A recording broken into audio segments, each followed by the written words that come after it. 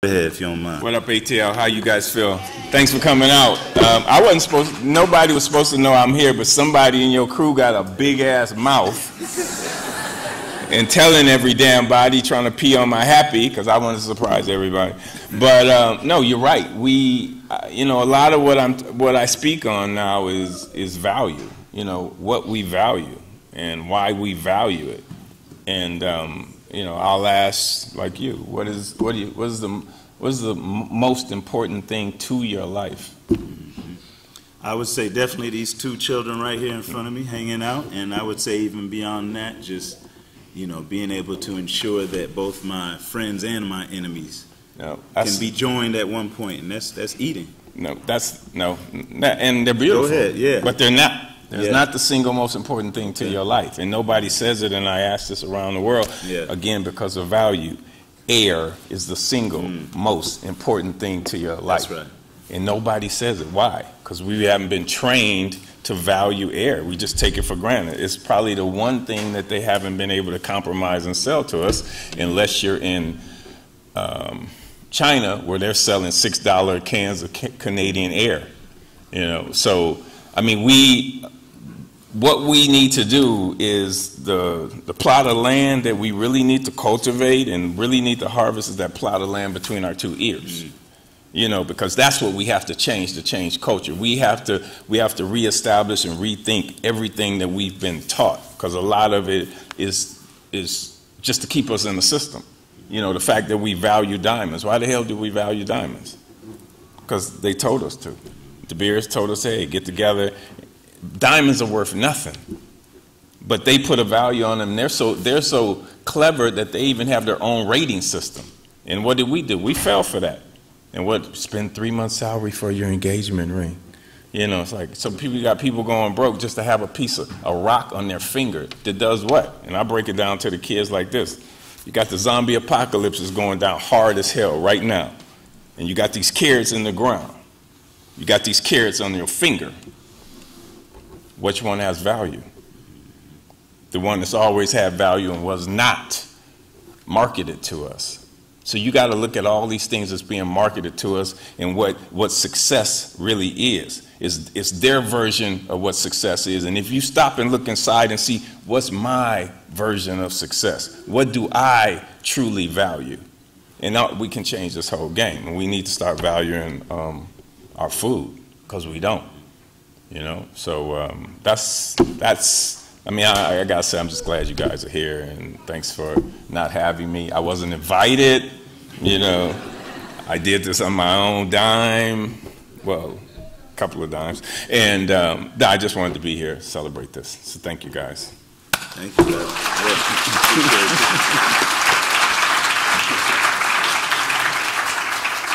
So he's making me feel bad because I'm a basu, which is what we call an Egyptian yogi. And I state that very question in my class every single time, and I failed. No, that's crazy that you say that, because I talk to yogis, and I'll ask the yogis, and love. And I'm like, don't you do ujjayi breath? That's right. That's right. Good teaching. That's all I can say. Good teaching. So, with that being said, we're going to continue to be inspired by some of our local heroes who are here in the house. So y'all can come up on stage. I'm going to welcome you all as you arrive. We have our sister Abiodun Henderson representing Gangstas the Growers in the Come Up Project. Give it up, give it up, give it up.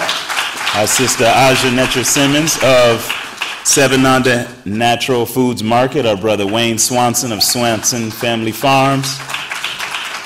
We also, of course, have in the house the one and only Sagdrina Jalal of Georgia Farmers Market Association, and Mr. Brennan Washington of Phoenix Gardens and Southern SARE. So give it up for all of them. And we're just going to keep this real brief. I've already let them know that, this is nothing too deep. Really what it's all about is just being able to connect what we all do on this stage to what you all have seen in the film. And ultimately, just being able to look at how, there's an intersectionality between all of our movements, no matter where you're located. I love how the film ended with just showing you the same work being done all over the United States, and I would say the globe for that matter. So, being that we are here in the ATL, we're going to talk about what the ATLians do. So With that being said, I think I'd be remiss, and he may feel funny about this, but you know, I'm an Afrocentric individual, and we always start with the eldest in the room. Yes, that would be the man all the way on the end. He's looking like, oh, he ain't talking about me. But if you don't mind, Baba Brennan, please just introduce yourself to the group and really just talk about again how the works that you do not only connect to the type of subject matter that was in this film, but really also how you see us propelling ourselves forward and maybe even some deliverables you think we need to work on to do so. Okay, well, how's everybody doing tonight? Good. Well, my name is Brennan Washington. Since 2005, my wife and I, my lovely wife and I, Gwendolyn, has owned a diversified small farm up in Lawrenceville, about 30 minutes from here, called Phoenix Gardens, where we grew it, ran a highly diversified farm where we did vegetables, laying hens, meat birds, and really started out right when local urban agriculture was starting here in Georgia. Did a lot of work in farmers markets development across the state of Georgia, founded the Georgia Farmers Markets Association, but being a not very organized individual, found this very young lady who sure she will tell you about all the great work she's doing with our Farmers Market Association. I've sat on the boards of the Southern Sustainable Agriculture Working Network, Georgia Organics, and Southern SARE, which is the organization that funds sustainable agriculture and research in the southern United States, Puerto Rico, and the Virgin Islands. And in my current position, I sat on the SARE board for about 9 years, and in my current position, I work with our 1890 land-grant universities, directly with minority and limited resource farmers throughout the South, and with nonprofits that also work with those farmers. So there's not too much I haven't seen over the last 10 years in local food system development, and I've been glad to be a part of watching it grow. So a couple of things resonated with me about the film, and one of the first things, as someone who works a lot with USDA agencies, is unbeknownst to a lot of people, community gardens within USDA world is a bad word. It really is.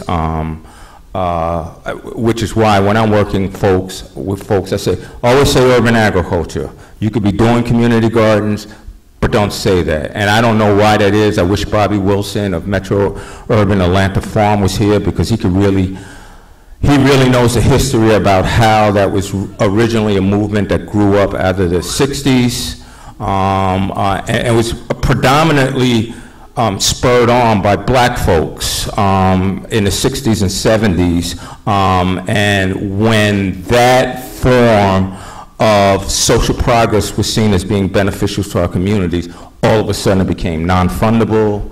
It became not a valid form of production, not a way to feed people. And as we saw on the farm, and with Mr. Brother Finley here, we know that's not true, right? Yeah. So that's one of the first things that resonated with me, that even though all the great work that you've done, there's still that perception out there that somehow this work is not viable because it's not agriculture. That was one of the first things that struck me. The second thing that struck me was, and in my work I see this a lot, and one of the things, I'm a big picture guy, and one of the things I look for is, it's not enough to talk all the flowery statements and stuff. We have to see that the work that we're doing really making an impact. Just because you put fresh food in a community doesn't mean that community is going to be healthy. I mean, we saw it with the gentleman whose little girl was just amazing in this film. But did he change the way he cooked his food? It didn't seem that way to me. So just because we have to go further and just getting this food into our communities, we need to make sure that people are preparing it in a healthful manner, and that type of stuff. As far as Atlanta and Atlanta's urban ag movement and community gardens, I think we've done a lot of great work. One of the things I would love to see, and which I'm a big advocate for, is connecting what's happening in our urban areas with our rural communities. We need to do that. Rural America, especially black rural America, is in a lot of trouble, y'all. And the more we can connect the great work that's going on in Atlanta with these farmers who have sometimes really immense land holdings and can really help us address the issues of food insecurity, that's what I would like to see us working more on in the next 5 to 10 years. So that's it. Yep, thank you, thank you. So for those that would like to stay connected with you, if you don't mind, just share maybe an email, website, anything you would like. So you could just go to my Facebook page, Phoenix Gardens. That's the best way to get in touch with me. And it's Brennan at phoenixgardens.net. And if you're ever up in Lawrenceville, we'd love to have people come over to our farm and visit and see what we're doing up there. So. Visit and volunteer, but yes. So thank you. And something came to me based upon what you were saying that lets me know I want to drop some tidbits of history in between each one of you all if I'm able to relate something to what you said. So you talked about, of course, some of this history of the USDA and its connection to, the verbiage that's used. How many of you all are familiar with what cooperative extension is? I'm sure a good portion of you all, right? So now, where did cooperative extension start? Does anybody know? Anybody ever heard of a school called Tuskegee University before? All right, so most people are not familiar with what was called the Jessup wagon. The Jessup wagon was actually the mobile school that both Booker T. Washington and George Washington Carver used during the time frame in which the only agricultural schools that were available to white students and white citizens. And so they used this as a school to where they would travel around the community and actually provide not only agricultural education to the community, but also things such as, masonry, carpentry, you name it. And so the USDA actually approached Tuskegee about this particular project to expand it to the other schools. And the first agent that was actually hired to be an extension agent was a black man by the name of Thomas Monroe Campbell. So, just having some of this history that I'm going to be dropping on you all throughout the presentation, I think will also help us have a deeper connection to our roles in this agricultural sector, because oftentimes, we hear about the abuse of the USDA, right, to many different farmers, in particular those of color. And we just have to remember where things started to try and keep it in line so that it continues to perpetuate the mission that it was originally designed for. So just a little bit of tidbit of history. Yes, sir. History also should state where the Black Power movement originally started from. Well, I'll tell you what, maybe we'll have a whole film and a panel on that, because hey, it definitely started with black farmers. In fact, I've got a point on that, so I'm gonna bring it up after the next speaker, and I think that's a very good point to bring up. So something is telling me I need to go to my sister Ahzjah next. I'm going to let you speak, and talk about the work you're doing. What I resonated with most with what Brennan talked about is this urban-rural connection, okay? And I know you and I have been working on some things relative to making sure that the organization you work with, Sevananda Natural Foods Co-op, which hopefully if you all are not members in the house, you will be inspired to become a member of after you hear her speak. But talk about maybe some of the works that Sevananda is doing to really reconnect to the local food movement, which of course can attract not only Atlanta growers, but really growers around the state, and how you all see yourself being an advocate for the local food movement. Okay, thank you. Thank you. Can everybody hear me? All right. Hello, Atlanta. How are you today? Thank you so much. Thank you so much for the work. So my name's Ahzjah, and I'm currently the General Manager and Cooperative Director for Sevananda Natural Foods Market. I'm a little emotional after watching that film, not just because it had emotional components, but because my first experience of garden was with my father, who transitioned, and I just was reflecting on my time with him when I was a young girl, and relating to the young girl in the film, just loving her father and just watching that whole process. So I'm still kind of in that moment with him. But Sevananda Natural Foods Market, how many of you know of the market? Just so I know who I'm talking to. All oh, right. That's awesome. Okay, how many are members? Okay, that's great. We can work on that. But no, it's all good. Sevananda is really, I've been back for about a year, had about 10 years there in the marketing member services. My background's been in health and wellness, coaching, and media, and so it feels really, really good to be back there now and just being able to kind of reset where we are. So it's a grocery store, full-service grocery store for those who don't know, produce, deli, fresh, a wellness department. We're most known for the fresh and deli, and our wellness department is probably one of the largest medicinal herb centers in the Southeast. And so when people come to Sevananda, it's really at a crossroads anyway, which is what we see. So people are at different stages of their health, their transitions, and sometimes there's a crisis as well. And so we've been getting used to just kind of working on that side, on the retail side. The new things that I think we're doing are on the cooperative side. We're breathing life into the cooperative again. We are one of 3 cooperatives in the nation that are strictly vegetarian and vegan, and now plant-based has become this crossover kind of popular word, so we're seeing a lot more action. But some of what we're beginning to do more of is just breathing life into the principles and the pieces of the cooperative that make it special, that make it different than traditional markets, and that's our relationship with our community. So it's consumer-owned. You can purchase owner share in the business, you can vote on the board, you can have a say in how we move and what we do and what we accomplish. And after watching the film, I kind of feel like part of our work will be to speak to legislation. Cooperatives can be used for, they can be all different kinds of things. They can be media cooperatives, educational cooperatives, all these different things, but you can also use them as a tool to achieve something. And on the legislative side, there's so much work to do that I think that's part of what we'll probably begin to do. In addition to that, we have a nonprofit that we hadn't breathed life into, just kind of registering it every year, but we hadn't done anything with it. So we've been spending a lot of time listening to our owners, listening to community, actually working with Tenisio and George Organics, and just creating more partnerships to listen, something called Co-op Connect, and just listen deeply to hear what the next move might be. What is it that we want to do next? What are we equipped to do? What can we create that hasn't been done before, and really kind of move from an evolutionary space? And so being an incubator for communities that want to create their own cooperatives. Also just getting more partners. We're talking to the schools that are right next to us, that have been next to us for years, but we haven't done anything with them, to work on creating gardens, to work on offering daycare for our owners or for our staff.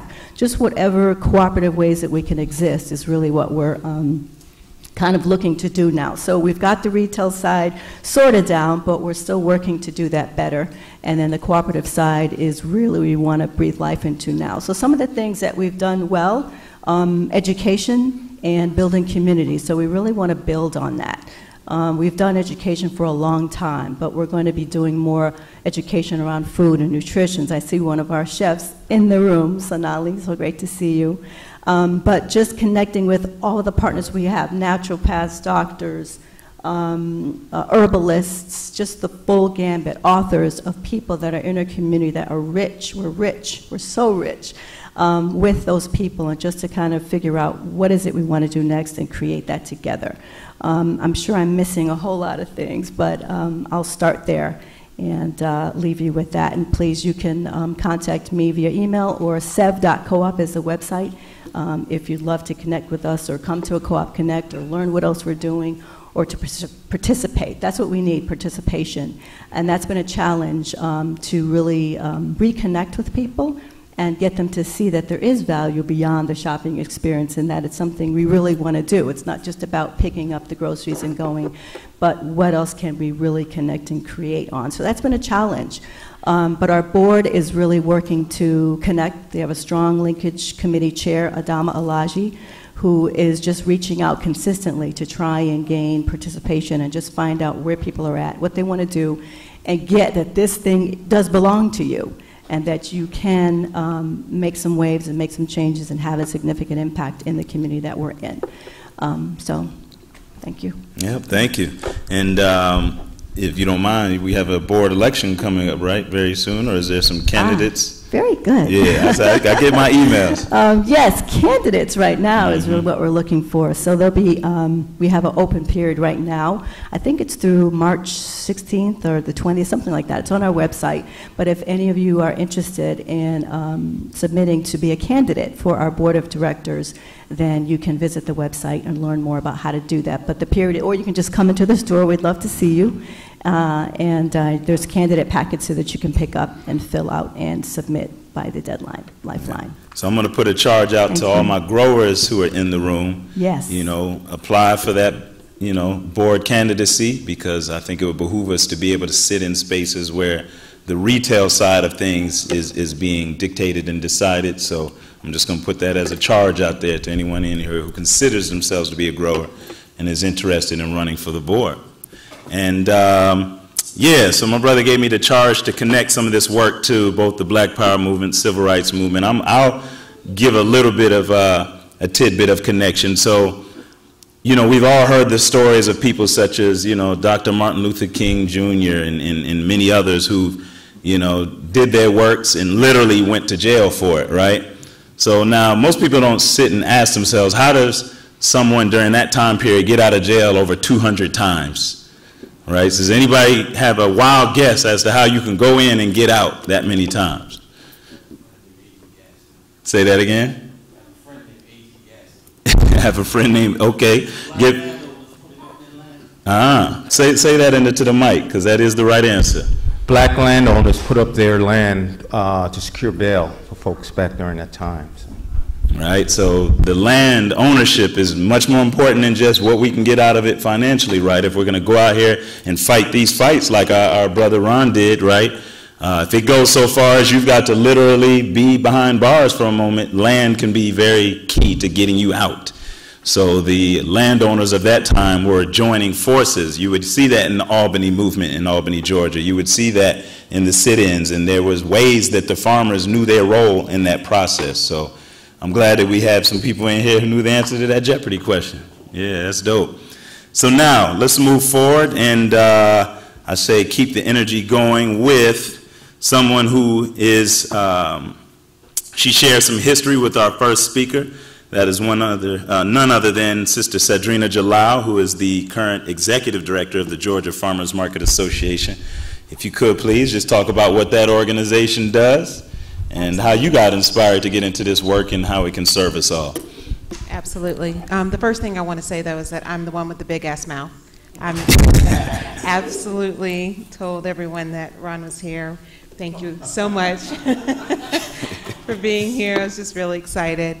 I can definitely say that the first time that we did this and had the movie, the viewing and the panel discussion, I left inspired, and it impacted my work, and very excited to be here again.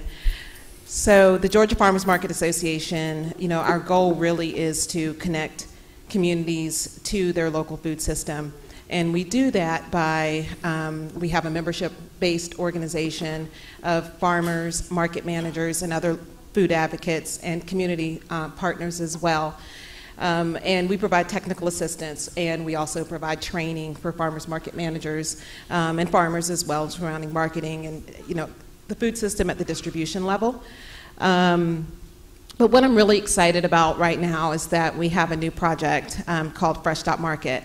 And I invite you guys to please take a flyer when you leave. But it really kind of speaks to some of the energy and the excitement that, I saw in the film.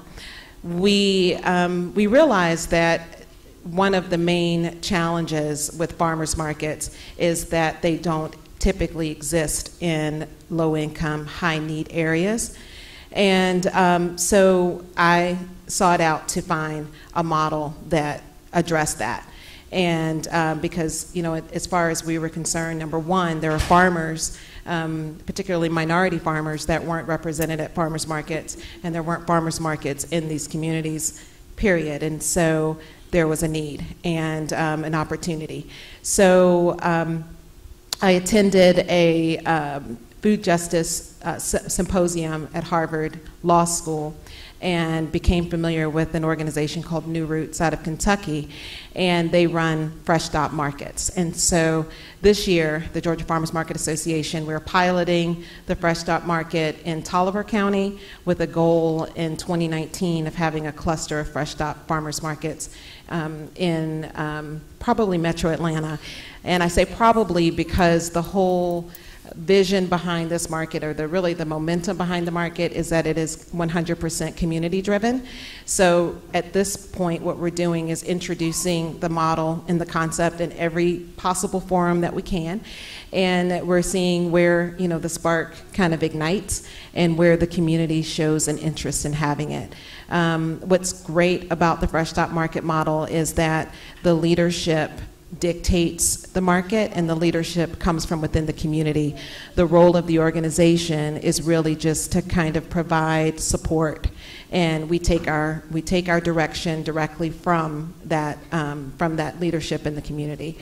And another really good important component of it that I think is going to be very valuable for farmers in Georgia, and one of our farmers here, well actually two farmers here, we're hoping to really get engaged in the market, is the fact that the farmers are guaranteed payment. So what happens is we forecast at the beginning of the season. So in Tolliver, we started the forecasting process in January, and we kind of negotiate with the farmer based on the feedback from the community, what that farmer's going to grow for those markets that season. So we're super excited about that because it gives the feedback from the community in terms of what they want to have grown, and then it gives the farmer some guaranteed income.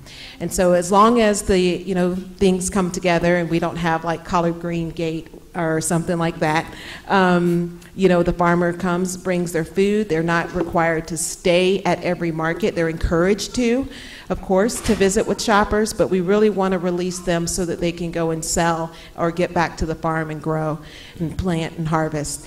So we're real excited about that aspect of it as well. In Kentucky, the farmers on average make $600 per market per week. So that's a pretty nice little chunk of change to be able to depend on and also be able to use to scale your business. It's also great that farmers are able to enter at different levels. So it could be a relatively new farmer or someone that's just farming on a small piece of land and only has one or two crops that they want to contribute to the market. Or it can be a farmer that's going to supply 5 or 6 vegetables to a market all season long. So there's a lot of flexibility for the grower. The third very important component, and probably like the guiding force of this market, is that because it is a social justice approach or food justice approach to food access, is that the food is offered on a sliding scale. And it really is, it's self-determined. There isn't, we're not going to go behind and check income or check documentation. If you have a perceived need, then you are able to determine that, and you pay at the rate that you can pay on the scale that we've determined. So we're real excited because this means that everyone's going to have access to these 10 fruits and vegetables that are available each week, regardless of income. And it's exciting to see. I've been setting this model for 3 years, and it's been really exciting to see how those who are in a position to pay more do that. So it's not a case where people are taking advantage of it. The percentage is usually about 60 to 70% need to 30 to 40% retail. And there's even an opportunity for people to pay what is called the food justice price, which is even a little bit more to intentionally support those that need to pay a little bit less. So that's what's going on real big right now with the association. We're real excited about it. If you'd like to find out more, like to follow our work, what we're doing in Tolliver and our plans in Georgia, you can visit us at mygeorgiamarket.org. All right, thank you very much. Yeah, give it up, give it up, give it up. So I want to go ahead and move into the individual to your right, that being Brother Wayne Swanson. who I would say definitely has a very, interesting story. So whatever parts of it you'd like to tell as to why you got into this farming field, please do so. And of course, just share with people any opportunities that, you feel are worth mentioning, that they can help you, propel moving forward. Yep, and push that button, yep, straight up there. There you go. All right, good afternoon. My name is Wayne Swanson. I am the owner-operator of Swanson Family Farm. We're in Hampton, Georgia. I would say I got my start with my grandparents, actually. My grandparents raised 18 kids on a 10-acre farm in New Jersey, South Jersey. And this lady recorded me, lived a couple of miles from my grandparents. I met her when I was 13. So I always wanted to hang out down there so I could be close to Charmaine, not realizing that they were pouring into me. Plus, my grandparents went to sleep at 7 o'clock. So 7, 8, you didn't have to worry about coming in late because I knew they would sleep. They were going to get you up at 4:30, 5 o'clock to do a thing. Or my grandmother literally, how we woke up. My grandfather raised sweet potatoes. He had everything. And whoever was on the bed closest to the edge, when my grandmother hit that broom on the ceiling, that's who had to get out of the bed to go cut wood or had to go empty a bucket or whatever it is that she needed. My grandmother cooked on a wood stove, still has the wood stove.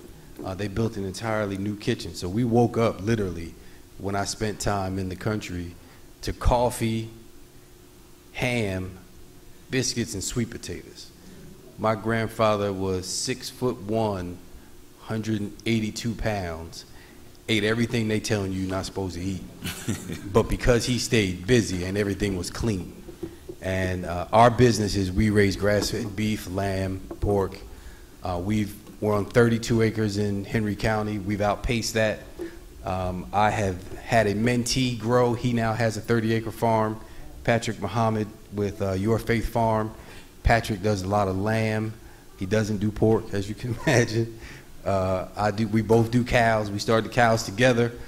We also have branched off into somewhat of a catering niche.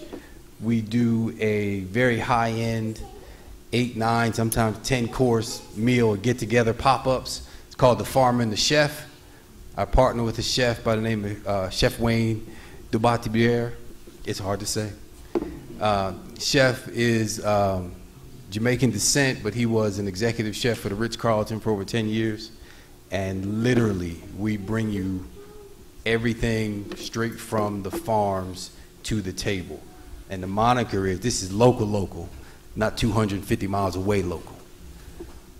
So that's led us to now we're at a point where we are hiring for farmers markets, and I take good references. The family has taken care of us and sent some people that I spent the day with today. I had the brother come to my son's baseball game. I didn't want to interview him in a normal interview setting. I wanted him to see my family in our open setting. I wanted to feel his energy. I wanted him to feel our energy. So I'm a personal believer in paying your help. A lot of this, what goes on in this industry, is a lot of volunteering. Everybody wants you to volunteer so I can get paid. No, I don't do that. So one of the brothers contacted me about the job. He said, I want to volunteer with you first. And I said, no, sir. I said, if you come to Swanson Family Farm and I make some money off your labor, you will be paid. It's that simple. And that doesn't mean we are the richest. That doesn't mean that we have the most. But I am intentional in making sure that I pay my people.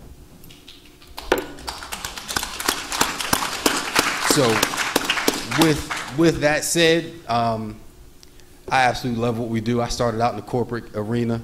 It's a very funny story that where my son came home one day with the cabbage plant. He may have been, what do you say, babe, 5, 6 years old at the time? He's 17 now. He came home with a cabbage plant. I was the guy who picked up his start shirts at the dry cleaners every week, had one of the yard of the month sign, and then one day it just clicked. I watched my grandparents do this for as long as I was alive, and I snatched out all of my bushes. I had just cut a tree down the front yard and was about to make a flower bed. I made an arrangement out of collard greens and onions, and didn't know what an edible landscape was. I had an awning that had some rose bushes growing on it. I planted some grapes in there with it. It was absolutely beautiful. I hate to send my wife there. It's a rental property now. It just looks beautiful. And we didn't know. The HOA loved it. They asked me to do some more, and it just grew and grew and grew. And then we got contraband chicken, so now we do it all. And one of the things that I want everybody to be aware of, how we were able to grow was, and everybody who knows me has heard me say this, there is no competition. We are not competing. There is none. There are mouths to be fed on every block. Now, if you don't get out and hustle, or if you think everything's supposed to come to you, you probably won't get the benefit of me and that sister on that video. That little sister is me. Mm-hmm. If you see me at a farmer's market, I'm chasing people. I'm watching Gwen's table. I'm like, did Gwen just sell some tomatoes, a carrot, and some potatoes, because now I'm going to sell a roast. Mm-hmm. I'm watching what you're doing at the market, because it's how I pay my bills. And what I believe is partnership. So I will contact you and say, hey, well, your family may have some taxes on this land. Don't get rid of it. I'm going to put a group together. We're going to pay these taxes. We're going to get this fence put up. I'm going to run some cows or some sheep out there. And if you have a kid who wants to get in the FFA, I'm going to talk to my finance guy, the farm finance, and we're going to get this kid some money, and we're going to raise this pig or hog or sheep at my farm, and then he's going to sell it at the end of the year. You're going to pay me a little bit for rent. But we're not taking advantage of the monies that are available. And I will give Brennan credit. Mm-hmm. Brennan has put me in positions that allows me to get paid to speak to people, to have those conversations. Tenisio has done that for me. I just sent me an employee. I can't tell you how many markets I've got into because of Sagdrina, and I pay that forward. And I am aggressively active about making sure that A, I don't make a fool of these people, but B, that somebody else gets paid off of what I'm doing. And I literally had a man come to me and say, hey man, I want to start a farm. I want to do what you do. I said, all right, if you're serious, buy 8 cows, bring them to my house. My bull will impregnate them. You'll go home with 16 cows. It'll take a year. I'll find out whether you're serious or not. But if you're not serious, I used to be somebody else. I'm going to keep your cows and dare you to come get them. He kept his word. He had last count 40 cows. Now, we are now processing, going through an elimination because we now need to regenerate the grasses. But without having numbers, just last month, we did 6 cows, 10 sheep, a couple of goats, and we can't hold product. We sell direct to customer. We sell online. It's clean. And it's funny to watch the wave of turn. So a year ago, I got into a fight with the KKK, a literal gun-toting, I thought it was going to go down fight with the Sons of Confederate Veterans and the KKK. If you watch my Facebook page, you saw some of that stuff that was happening. Because I got involved politically. One of the things I want to make sure that everybody, if you don't know your city council or your city council, get involved. I got involved in the Parks and Rec division. That led to me being advisor for all the FFA for my county. That led to me being put on the board for Parks and Rec that oversees a 208-acre park. That was a farm. That we now run a farmer's market out of, that because these beautiful people set up a farmer's market association, we're the only organic farmer's market south of, what is it, I-20? I think so. So, with that said, Swanson Family Farm is a model of what my grandparents did. They fed everybody. I have 2 sets of aunts and uncles with the same name because my grandmother, my maternal grandmother, who was kidnapped more or less from Albany, Georgia, by a 32-year-old man who made her marry him and took her to New Jersey.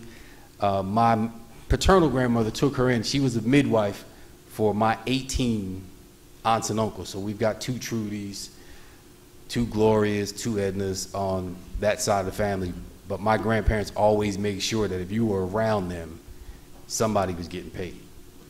So if you are around me and we're going to do business together, we're going to get paid. Or I'm going to go another direction, and I'm not going to tell you why. I don't have time to play around, and minds to mold, business to do, and I'm very serious and intentional about it. And this is a serious movement. We need land. I remember one of my professors in college used to always say, free the land. I didn't understand what he was saying because I was thinking about the good job in corporate. And now I get it. Dr. Ahzjah, he would always tell me, free the land. He would look right at me. Now I get and by what? Do you know what he would say after that? That's right now. Necessary. Well, I got it now. I didn't then, but I got it now. But thank you very much for the opportunity, Swanson Family Farm. You can reach us on Facebook, Swanson Family Farm. We do mostly by order. You can come to the farm. I will not go over on the other side of I-20 because that is Patrick's section. We kind of have the city carved up where his farm does this side. If you call him, like a lady called me yesterday from Fairburn, I promptly texted her Patrick's information and told her he's closer, don't waste the gas money. As much as I would love your money, this brother's in your neighborhood, buy there. So we do it all. We do bees, we just got into chickens, back into chickens, so we are prepared. And one thing I'm gonna say, as a kid, I'm just happy to see free babies, because as a little black boy growing up, I was not free enough to be myself. I would have been ripping and running, so I'm happy to see these free babies out here that can be completely children. Other cultures can do it, and they don't get chastised. I love seeing, I've been smiling at these kids all day being children, so that's just my piece. But thank you, Swanson Family Farm. All right, all right. And so we've got we got one more person to speak. We are getting ready to wrap up, just so you all know. And after she speaks, don't go anywhere, because I want to make sure that those who are not on stage, who are doing this work as growers, make sure that they can stand up, acknowledge themselves. This isn't about just celebrating, those who are here, but celebrating all of us. So last and certainly not least, and one who I would say her works definitely align very well with some of what is being presented in the film Can You Dig This, is my sister Abiodun Henderson of the Come Up Project. And of course they have a program called Gangstas to Growers, so talk about that particular program, the inspiration, and how we can help. Yeah, so greetings. I started, real quick, I'm the daughter of a Liberian immigrant who was a social worker, opened up a school right before she passed away, and also the daughter of a former Black Panther rank and file member back in the day. So as the Occupy movement got live in 2011 and my father had passed away, I decided to join the movement and do some stuff, And I joined Occupy the Hood, and our motto is do some, just like plant some. And that's our motto, and I was told, food first, and I was like, yeah, that's exactly right. So I helped start a garden without much knowledge on my block, then was educated by True Living Well, one of the premier urban farms here in Atlanta, and took over my community garden, Westview Community Garden, which shout out to Flannery for bringing some volunteers today. And I just was doing all different types of programs in my neighborhood, helped start a camp. We did it for 3 years in a row. I would get food through some allies with Food Not Bombs and deliver food door to door in my exact neighborhood, along with information of what was going on. And then as gentrification was happening, more people were moving into the neighborhood, and people that I knew for a long time were being moved out that were on Section 8. Garden babies that were coming to learn at the garden were being displaced. I'm looking at the young people in the neighborhood, and I'm like, how do we keep people? How do we create generational wealth? What happened to our communities that there's such a large amount of people out of work now when 40, 50 years ago, there was good factory jobs, folks were buying their first home, and, our community was, coming together and prospering. So what happened from then to now? And I was like, oh, we need more jobs, opportunities, and education. So, speaking to my neighbor Mike, who's a young man that's a blood, you know, always hitting licks, you know, to survive, to feed his 4 children, you know, also working, you know, temp jobs, whatever he could do, you know, speaking to him and always like, yeah, us as a people, we need to do this. And, you know, he's like, yeah, I know how the blood started. I know, you know, only 25. And he was just like, yeah, I get it. Yeah, we, you know, after a while, I was like, I can't keep preaching to this young man or having these conversations. You know, there needs to be an offering. Yeah, so I created Gangstas to Growers, which I thought I found that name from someplace. I was like, when I was writing the ground, I was like, yeah, I need to find out where I got that name from. I knew I got it from somewhere. And it, you know, it was the Gangsta Gardener here. That was inspiration, along with a short film called Gangs in the Garden, because I just couldn't find the Gangstas to Growers name. I was like, I guess I kind of made that up. Okay. So you being inspiration, greatly appreciate it.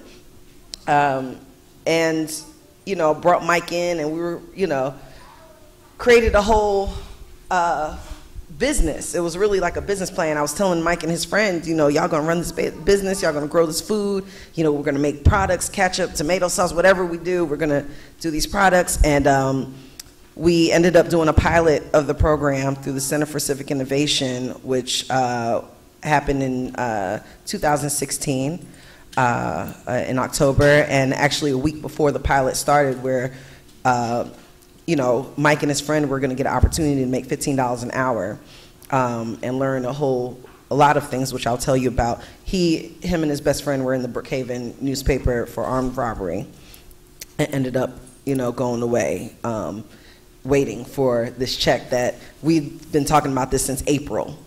And he was holding out, you know, trying to wait. And so that was like the whole reason right there why this program was important. So another thing that you know, we all realize about our community is that we've never had a chance to heal from anything that we've been through. So I thought it was very important for the young people to start their day with yoga. And then they specifically work and learn on a black-owned farm in order to boost production on those farms and create generational wealth and be able to have more control over the food systems in their neighborhood. And be hired by those same farmers. Then in the afternoon, throughout the week, we do political education, because we do want to have a cadre at the Capitol, you know, trying to defeat or create legislation around mass incarceration, and just being aware of their conditions. As Malcolm X says, if you give the people the knowledge of their situation and the conditions that caused it, the people will create programs and you'll get action. So, so we do political education, health nutritional cooking classes, financial literacy, farm business course, or really it's just a business class that Tenisio is doing for the program. And I think I said group therapy. So the goal with the farmers that we work with specifically is SWAG, Southwest Atlanta Growers Cooperative, which is a lot of black farmers in the west side of Atlanta, and West Georgia Farmers Co-op, which is a 52-year-old black farmers co-op. I really want to get the youth working with the rural farmers, because when I heard that some of the farmers were working part-time jobs, you know, because they didn't have enough labor or they couldn't, you know, work full-time, I was like, no, we got folks up here that need jobs, you know. Why don't we make that connection? Let's help y'all, you know, boost the production, and let's strengthen that bridge between urban farmers and the rural farmers. You know, with this program, so in order to pay the youth $12.50 an hour, which is what they'll be paid during our full 6-month program, we've created hot sauce. I'm really not interested in begging for money or truthfully writing grants, but please help me, Brennan, with grant writing. But we're always accepting reparations, because if we would have got that in the first place, we may not be in the situation that we're in now, with people getting displaced repeatedly. And yes, right. Wayne wants to go ahead and You want to get a pallet. He wants a pallet of hot sauce. That's right. Yeah. He wants a pallet of hot sauce. So, which is coming. Thank goodness we got a grant through Foodwell in order to boost the production of our hot sauce. And after the 6-month program is over, we have connected with other businesses, Peach Dish, Fresh Harvest, other farmers, Organics Matters, which runs the farmers market, community farmers market, actually has created a position, market ambassador position for our trainees that's there for them. So we just want to infiltrate or saturate the local food movement with both local food movement with young people that need opportunities so that they don't end up back in working for free in the prison system. So that's really all our goals. That's our goals. And so how can they get in contact with you? Yes. To help you out? Another thing is 2 of our young people did get hired by Organics Matters to do the Fresh Martyr Market. So that was wonderful to see them working there. And just the pride, and I have to mention this, when one of the young people, Quan, went to the Georgia Organics Conference, the impact that it had on him, and when we had our Black Farmers Caucus, just all the farmers looking him dead in the eye, you know, like, yes, like, you're the future. You know, he felt it, realized it on the ride back home. You know, he was just so impacted. He was, you know, we were just having political conversations the whole ride home. So I'm thankful for all the farmers that were there that really spoke to him, looked at him directly in the eye so that he could fully understand that he's important. And that's one of the goals of this program, is for these young people to realize that they are important. We need them. Gangstas to Growers on Facebook and Instagram. And the hot sauce will be back up and running and going in March. So it has turmeric, lavender, dark Muscovado sugar, very healthy, yummy, tasty. And we'll be in the new, I'm sorry, I'm just so excited. We'll be in the new Grant Park Farm Burger that will be opening up in 3 months. And you can find us at the Pullman, which they're asking for some more, Buenos Dias Cafe, Fresh Harvest Online, and 640 West Community Cafe. Those are where the hot sauce is currently. And Swanson Family Farms in a few weeks. Give it up. Thank you. Wonderful. And so with that being said, we are getting ready to transition on up out of here, y'all. It's that time. However, as I promised, I want to just make sure that, you know, my celebrated comrades who are in the crowd get a chance to just quickly stand and state who they are. Really just say your name